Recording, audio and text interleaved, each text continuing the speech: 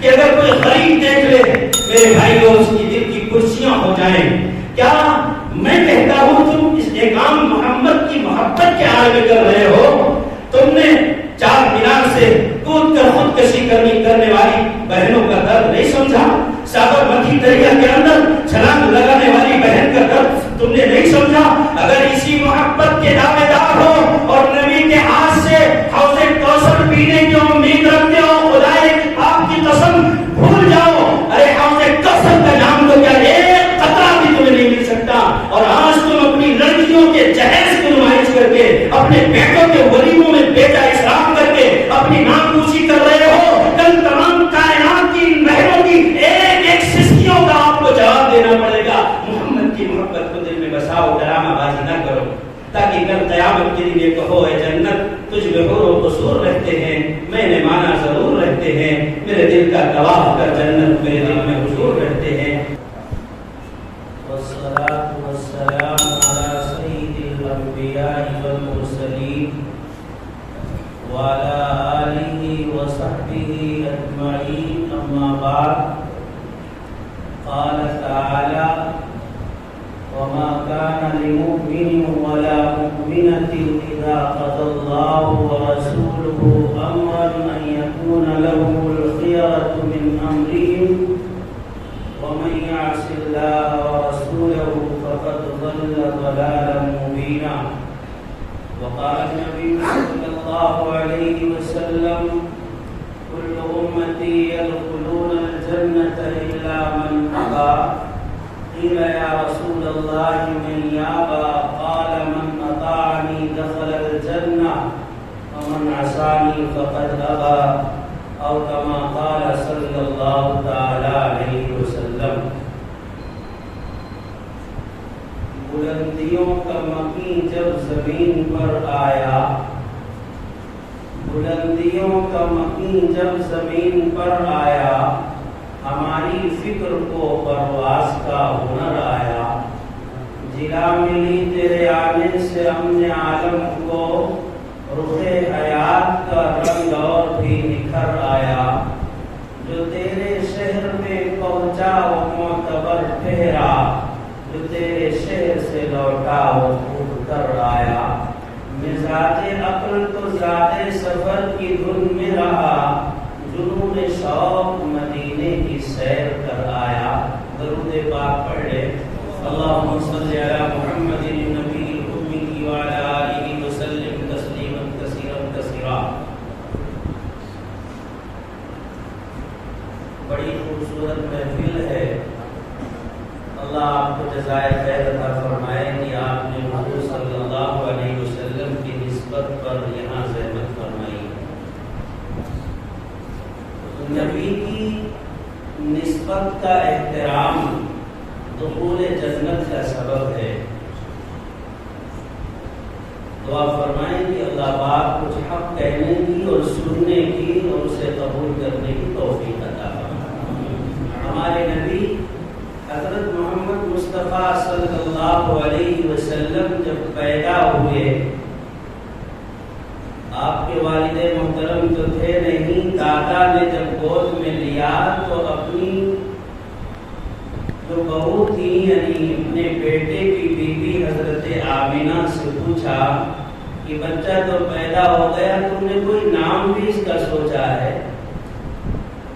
کہنے لگی ہاں ایک نام بار بار دل و دماغ سے ٹکرا رہا ہے. کہا کیا ہے؟ کہا محمد صلی اللہ علیہ وسلم.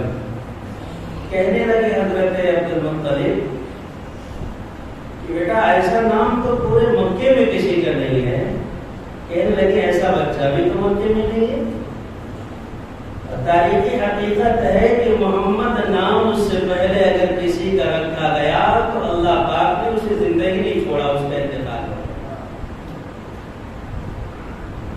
حضور پاک علیہ الصلوۃ والسلام کو حضرت عبد المطلب گود میں لے کر پوچھتے نام سوچا، کہا محمد کا ایسا نام تو نہیں ہے، کا ایسا بچہ بھی نہیں ہے. غور سے دیکھا، کہا یقیناً کائنات میں ایسا خوبصورت حسین بچہ پیدا ہی نہیں ہوا جس نے بھی دیکھا یہی کہا کہ میری نظروں نے ایسا بچہ نہیں دیکھا ہے۔ اللہ پاک نے حضرت جبریل امین سے کہا جبریل تم تو آدم سے لے کر محمد تک تمہاری ذمہ داری ہے کہ اللہ کا پیغام لے کر کے نبیوں کے پاس جاؤ، انہیں بتاؤ، یہ بتاؤ کہ تم نے پوری دنیا کا چکر لگایا، کیا ایسا حسین اور خوبصورت بچہ تمہاری نگاہوں سے کہیں گزرا ہے؟ بابائے فارسی شیخ سعدی فرماتے ہیں آفاقہا گردید ام مہر بتا ورزید ام بسیار خوب دیدہ لیکن تو چیزیں دیگری۔ اے اللہ میں نے پوری دنیا کا چکر لگایا لیکن کائنات میں ایسا پیارا ایسا معصوم دلارا میری آنکھوں سے نہیں گزرا۔ اللہ نے فرمایا جبریل دیکھ کہاں سے لیتے، میں نے ایسا بچہ تو پیدا ہی نہیں کیا۔ جس سانچے میں محمد کو ڈالا گیا اس سانچے کو توڑ دیا گیا۔ اللہ کے نبی علیہ السلام کے صحابی ہیں حضرت جابر فرماتے ہیں رات تھی اور چاندنی رات تھی، نورانی رات تھی، حبیب کبریا حضرت محمد مصطفیٰ صلی اللہ علیہ وسلم چھت پر تشریف فرما تھے، ایک چادر آپ نے اوڑھ رکھی تھی، چاندنی چھن چھن کر آپ کے چہرے مبارک پر آ رہی تھی۔ میں نے اللہ کے نبی علیہ السلام کے چہرے کو دیکھا، نورانی چہرہ کس کا ہے؟ کبھی چاند کو دیکھتا کبھی نبی کو دیکھتا، میرے دل میں یہ خیال آتا کہ یہ بھی خوبصورت اور چاند بھی خوبصورت، لیکن ان دونوں میں سب سے زیادہ خوبصورت کون ہے؟ کہتے ہیں فَلَهُوَ أَحْسَنُ عِنْدِي۔ میرے دل نے فیصلہ کیا کہ اللہ کے نبی علیہ السلام تو چاند سے بھی زیادہ حسین ہیں اور صحیح ہے، چاند سے تشبیہ دینا ایک کوئی انصاف ہے؟ چاند میں تو چھاؤں ہے اور ان کا چہرہ صاف ہے۔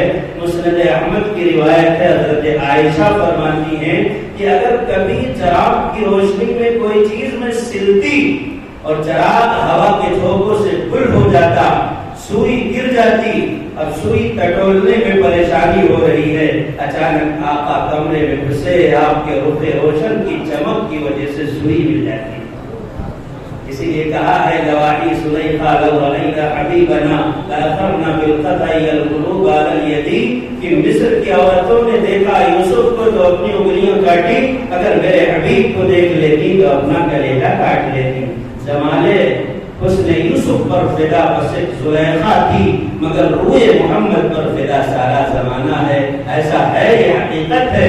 صحابی رسول ہیں، اللہ کے نبی کے صحابی ہیں، بیان کرتے ہیں کہ اللہ کے نبی علیہ السلام بیت الخلا جب جاتے تھے تو بہت دور تک چلے جاتے تھے۔ قال النبی صلی اللہ علیہ وسلم اذا ذهب المذهب ابعدا، بہت دور جایا کرتے تھے جب گھروں میں بیت الخلا بنے ہوئے نہیں تھے۔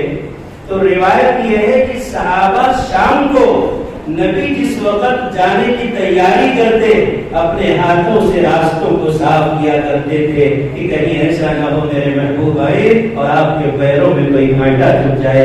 یہ محبت کی ایک صحابی ہے، اللہ کے نبی علیہ السلام کے سامنے بیٹھے ہوئے ہیں، چہرہ لال لال ہے، کہنے لگے، اللہ کے نبی نے فرمایا صوبان میرے غلام، نبی کے غلام ہیں حضرت صوبان، مولا رسول اللہ صلی اللہ علیہ وسلم سے ان کا تذکرہ آتا ہے۔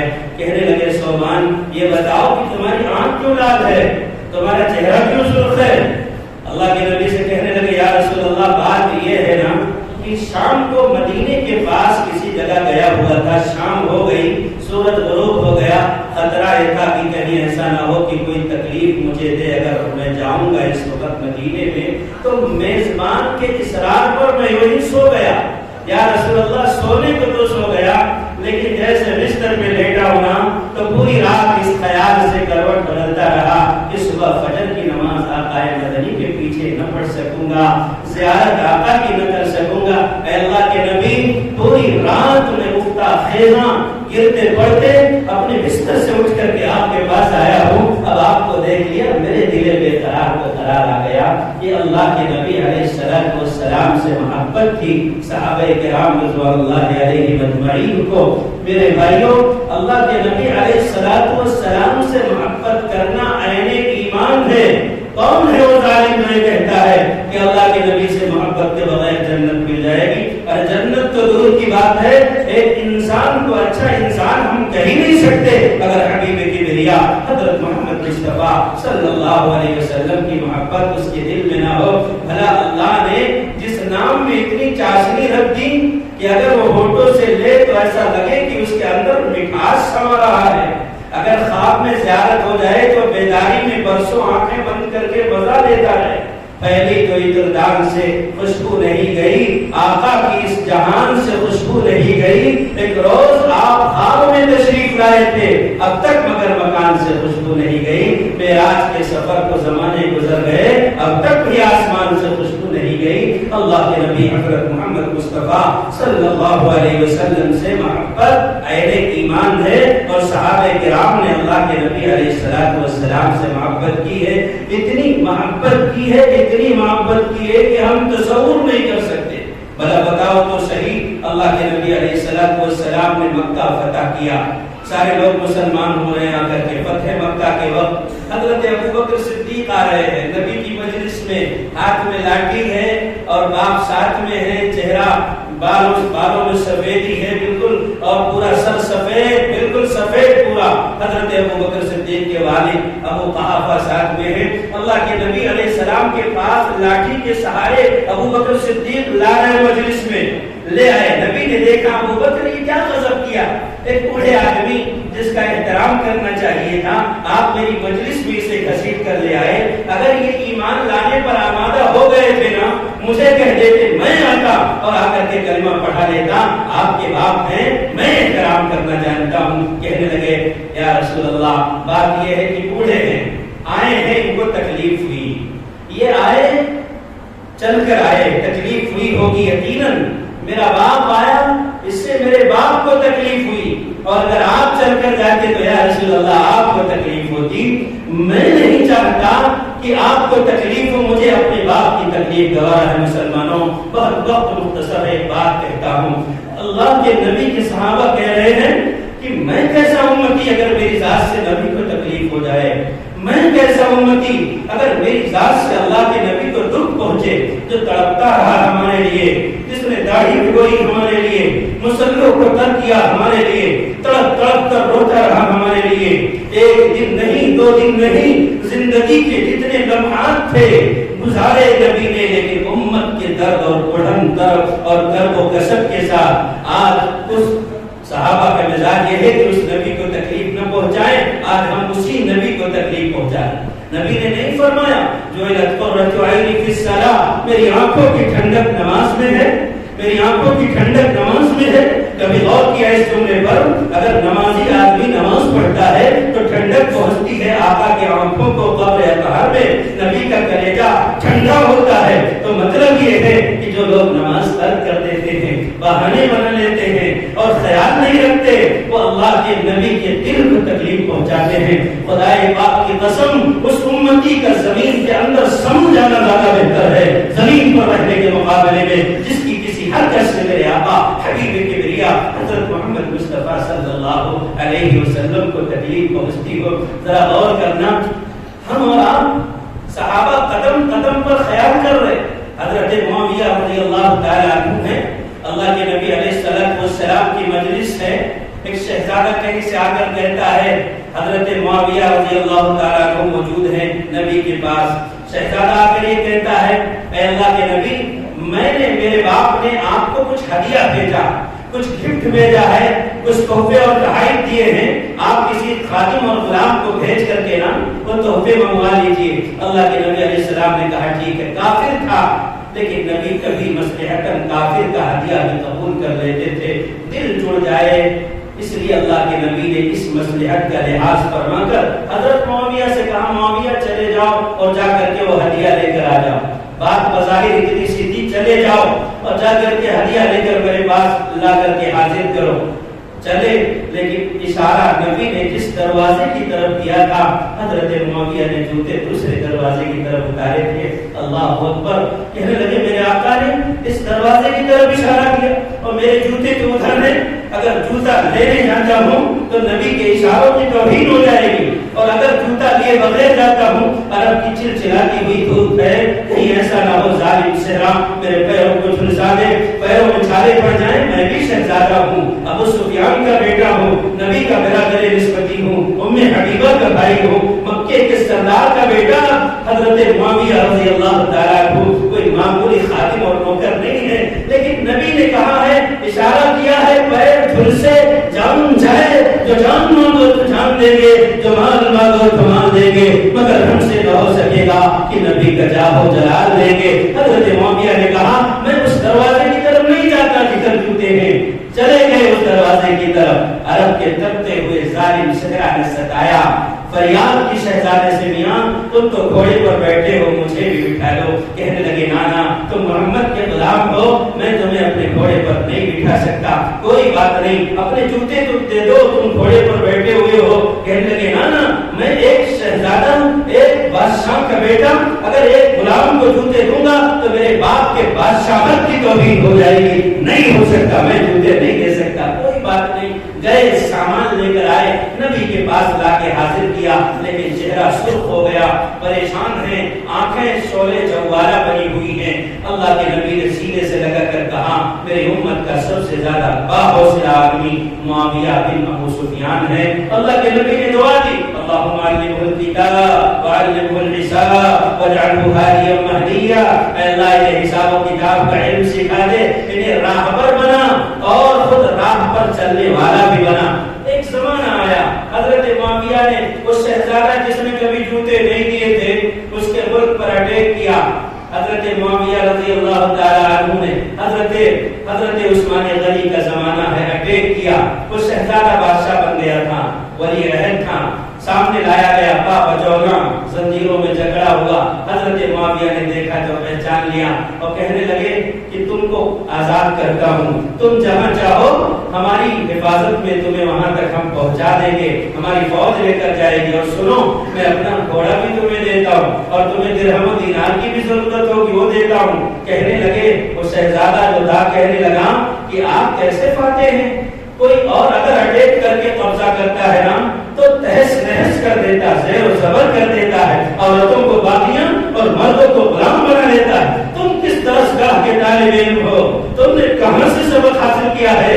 تمہیں کس نے پڑھایا ہے؟ تم کہاں سے تعلیم حاصل کر کے آئے ہو؟ کہنے لگے، ہاں میں محمد کا وہی کمین اور غلام ہوں جس کو تم نے کبھی جوتا دینے سے منع کیا تھا۔ نبی کے اشارے کے احترام کی وجہ سے آج نوبت یہ پہنچی ہے کہ آج تو خادم بنا ہے، میں مخدوم بنا ہوں، کل تو گھوڑے پر تھا میں گھوڑے پر ہوں، کل میں مجبور بےکس اور لاچار تھا آج تو مجبور و بےکس لاچار ہے۔ لیکن سن لے، میرے آقا کی تعلیم ہے، گرے ہوئے دشمن پر وار نہ کرنا۔ اگر کوئی انسان اعتراف کر لے کہ میں ہار گیا تو اس کو پھر شکست کا احساس نہ دلانا۔ تم مسلمان ہو، تمہاری تعلیم یہ ہے کہ اگر کوئی رو رہا ہے تو کسی طریقے سے سو جتن کر کے اس کے ہونٹوں پر مسکراہٹ بکھیرنے کا ذریعہ بن جاؤ۔ اگر کوئی بوڑھا ہے، ڈگمگاتا ہے، اس کی اولادوں نے اس کو گھروں سے دھکے دے کر نکال دیے ہیں، اس کی لاٹھی بن جاؤ۔ تم گھر سے نکلے ہو، یہ نہ دیکھو کہ یہ کس کا مذہب کیا ہے، اگر وہ تمہاری مدد کا محتاج ہے تو اس کے لیے درد کا درما بن جاؤ۔ پھر اللہ کی قسم، اللہ پاک کی قسم، خدا کی مدد آئے گی، اجالے آئیں گے۔ کس کہا ہے کسی شاعر نے، سہارا بن کے نکل گھر سے بے سہاروں کا، تیری مدد کو فرشتے اتر کے آئیں گے۔ تو میرے بھائیوں، میں عرض کر رہا تھا، صرف اور صرف میرا کہنے کا مطلب یہ ہے کہ اللہ کے نبی علیہ السلام دنیا میں تشریف لائے۔ آپ سے محبت کرنا ہم سب کا ایمانی فریضہ ہے، اس کے بغیر کوئی مسلمان نہیں ہو سکتا۔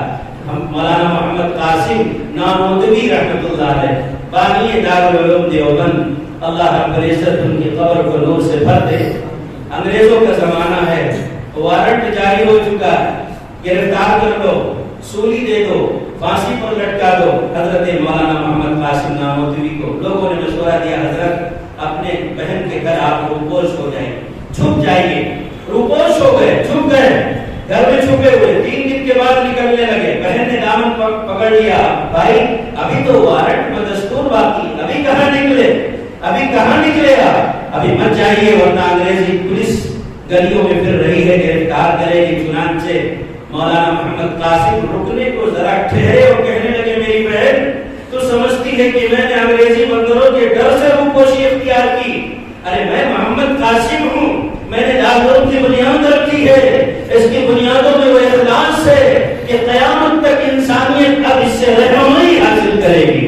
ایسا روشنی کا انتظام کیا ہے، ایسا روشنی کا انتظام کیا ہے کہ چراغوں کے لو سے ستاروں کے لو تک وہی ہم ملیں گے جہاں رات ہوگی۔ میری بہن تو سمجھتی ہے کہ ڈر کے بارے میں چھپ گیا، نا ایسا نہیں ہے۔ اگر میرے نبی بارے سور میں صدیق اکبر کے ساتھ 3 دن تک نہ چھپے ہوتے تو میں اپنی بہن کے گھر انگریزوں کی وجہ سے نہ چھپتا۔ میں نے نبی کی پیروی اور نبی کی اتباع کی ہے، میں نے اللہ کے نبی کے صحابہ کا کردار ادا کیا۔ میرے بھائیوں، بس یہ بتانے کا مطلب یہ ہے کہ محبت کے بغیر ایمان کامل اگر عمر کا نہیں ہوا تو آپ کا بھی نہیں ہو سکتا۔ محبت کے بغیر اگر حضرت ابو بکر صدیق نہیں بن سکتے تو آپ میں بھی سچائی نہیں آ سکتی۔ محبت کے بغیر اگر بلال کے چلنے کی آواز جنت میں نہیں آ سکتی تو آپ کی بھی کوئی نیکی قبول نہیں ہو سکتی۔ محمد کی محبت دین حق کی شرط اول ہے، اسی میں ہو اگر خامی تو سب کچھ نامکمل ہے۔ اس لیے میں اس دور میں نام نہاد ڈرامہ بازوں کا دور ہے، بد کرداروں کا دور ہے۔ لوگ مسئلے اس لیے معلوم کرتے ہیں تاکہ بہانے کے ذریعے سے شریعت کے حدود سے نکل جائے۔ نبی کی محبت کا دم بھرنے والے ان کے معاشرت اور ان کی طرز زندگی کو جب دیکھو گے تو پتہ چلے گا ان کے گھروں کے اندر اسلام نام کی کوئی چیز نہیں ہے۔ کہتا ہے کہ میں 1000 مرتبہ نبی پر درود پڑھتا ہوں، اور عالم یہ ہے کہ اپنے بلٹ پر اپنی اس لڑکی کو جس نے تنگ اور چست جنس پہن رکھا ہے بیٹھی ہوئی ہے، سر سے دوپٹہ غائب ہے، کہتا ہے کہ میں نبی کا دیوانہ ہوں، اور حال یہ ہے کہ اس کے گھروں کے اندر وہ مائیں اور بہنیں جن کے لبوں پر کل درود کے ترارے ہوتے تھے آج سیریل دیکھ کر کے پوری رات کالی ہو رہی ہے۔ وہ کہتا ہے نبی کا دیوانہ ہوں۔ عالم یہ ہے کہ اس کے گھر کے قبروں میں اس کے اپنے لڑکے، اس کی اپنی اولادیں موبائل پر اس طریقے سے گھٹیا انداز میں لگی ہوئی ہیں۔ اللہ کی قسم اگر یہ گناہ پہلی قوموں کا کوئی بدنصیب کرتا تو سور بنا کیا جاتا۔ آج ہم محمد کے محبت کے دعوے داروں کے گھروں میں سب کچھ ہو رہا ہے۔ بلا بتاؤ تو صحیح، اللہ کے نبی سے محبت کا دم بھرنے والا ہے، عمرہ کرنے جا رہا ہے، کوئی سال عمرہ قضا نہیں ہے، لیکن حال یہ ہے کہ اس کے گھر میں جو بہن اس کی ہے شادی کر چکا ہے، اس کی بہن دوسروں کے گھر میں برتن مانجتی، جھاڑو پوچھا کرتی ہے، محمد کا امتی ہے۔ یہ کہتا ہے میں نبی کا دیوانہ ہوں، درود پڑھتا ہوں گنبد خضرا کے سامنے، اور عالم یہ ہے اس کے طرز زندگی کو دیکھو، اس کے شادی بیاہوں کو دیکھو، اپنی بیٹی کے جہیز کو نمائش کے لیے اس نے سڑکوں پر لا کر کے نہ جانے کتنی گاڑیاں لا کر کے کھڑی کر دی، 2700 روپے کی ایک پلیٹ دے رہا ہے کھانے کو۔ جہیز میں ایسی چیزیں کہ اگر کوئی غریب دیکھ لے میرے بھائیوں اس کی دل کی کرسیاں ہو جائیں۔ کیا میں کہتا ہوں تم اس کام محمد کی محبت کے آڑ میں کر رہے ہو؟ تم نے 4 مینار سے کود کر خودکشی کرنے والی بہنوں کا درد نہیں سمجھا؟ سابرمتی دریا کے اندر چھلانگ لگانے والی بہن کا درد تم نے نہیں سمجھا؟ اگر اسی محبت کے دعوے دار ہو اور نبی کے ہاتھ سے حوض کوثر پینے کی امید رکھتے ہو، خدائے آپ کی قسم بھول جاؤ، ارے حوض کوثر کا نام تو کیا ایک قطرہ بھی تمہیں نہیں مل سکتا۔ اور آج تم اپنی لڑکیوں کے جہیز کی نمائش کر کے، اپنے بیٹوں کے ولیموں میں بیٹا اسراف کر کے اپنی ناموسی کر رہے ہو۔ کل تمام کائنات کی نہروں کی ایک سسکیوں کا آپ کو جواب دینا پڑے گا۔ محمد کی محبت کو دل میں بساؤ، ڈرامہ بازی نہ کرو، تاکہ کل قیامت کے دن یہ کہو اے جنت تجھ میں حور و قصور رہتے ہیں، میں نے مانا ضرور رہتے ہیں، میرے دل کا گواہ کر جنت میرے دل میں حضور رہتے ہیں۔ وآخر دعوانا الحمدللہ رب العالمین۔